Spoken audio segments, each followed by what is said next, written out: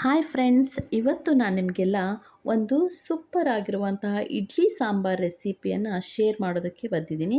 ಇದು ತುಂಬಾ ಈಸಿ ಆಗಿರುತ್ತೆ. ಇಲ್ಲಿ ನೋಡಿ, ನಾನಿಲ್ಲಿ ಇವಾಗ ಒಂದು ಕುಕ್ಕರನ್ನು ತೊಗೊಂಡಿದ್ದೀನಿ.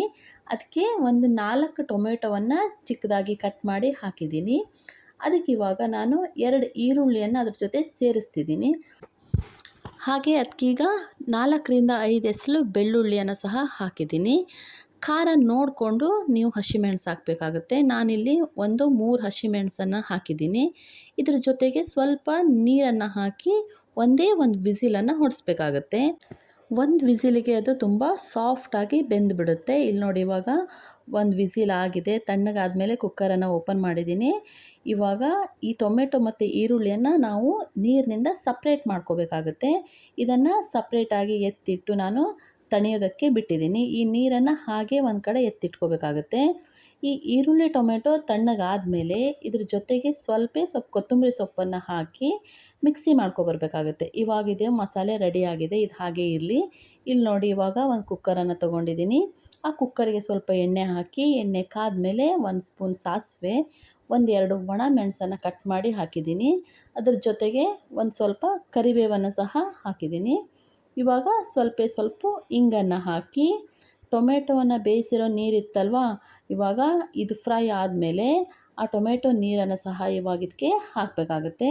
ಈ ಟೊಮೆಟೊ ನೀರನ್ನು ಹಾಕಿ ಇದ್ರ ಜೊತೆಗೆ ನಾನು ಒಂದು ಸಣ್ಣ ಗಾತ್ರದ ಹುಣಸೆ ಹಣ್ಣನ್ನು ರಸವನ್ನು ತೆಗೆದು ಇಟ್ಕೊಂಡಿದ್ದೆ, ಅದನ್ನು ಸಹ ಇದಕ್ಕೆ ಹಾಕ್ತಾಯಿದ್ದೀನಿ. ಇವಾಗ ಇದಕ್ಕೆ 1 ಸ್ಪೂನ್ ಸಾಂಬಾರು ಪೌಡ್ರನ್ನು ನಾನು ಹಾಕ್ತಿದ್ದೀನಿ. ನಿಮ್ಮ ಹತ್ರ ಯಾವ ಸಾಂಬಾರು ಪೌಡ್ರ್ ಇದೆಯೋ ಅದನ್ನು ನೀವು ಹಾಕ್ಬೋದು. ನಾನು ಅದ್ರ ಜೊತೆಗೆ 1/4 ಟೀ ಸ್ಪೂನ್ ಅರಿಶಿನವನ್ನು ಹಾಕಿ ರುಚಿಗೆ ತಕ್ಕಷ್ಟು ಉಪ್ಪನ್ನು ಹಾಕ್ತಿದ್ದೀನಿ. ಇದು ಚೆನ್ನಾಗಿ ಕುದಿಬೇಕು. ಇವಾಗ ಇದು ಕುದ್ಮೇಲೆ ಇದಕ್ಕೆ ನಾವು ರೆಡಿ ಮಾಡ್ಕೊಂಡಿರುವಂತಹ ಮಸಾಲೆ ಇತ್ತಲ್ವ ಟೊಮೆಟೊದು, ಅದನ್ನು ಹಾಕಿ ಚೆನ್ನಾಗಿ ಮಿಕ್ಸ್ ಮಾಡಬೇಕಾಗುತ್ತೆ. ಇವಾಗ ಚೆನ್ನಾಗಿ ಮಿಕ್ಸ್ ಮಾಡಿ ನಿಮಗೆ ಎಷ್ಟು ನೀರು ಬೇಕೋ ಅಷ್ಟು ನೀರನ್ನು ಹಾಕಿ ಇದನ್ನು ಕುದಿಯೋದಕ್ಕೆ ಬಿಡಬೇಕಾಗುತ್ತೆ. ಇಲ್ಲಿ ನೋಡಿ, ನಾನಿವಾಗ ಇದಕ್ಕೆ ನೀರನ್ನು ಹಾಕಿ ಮಿಕ್ಸ್ ಮಾಡ್ಕೋತಾ ಇದ್ದೀನಿ.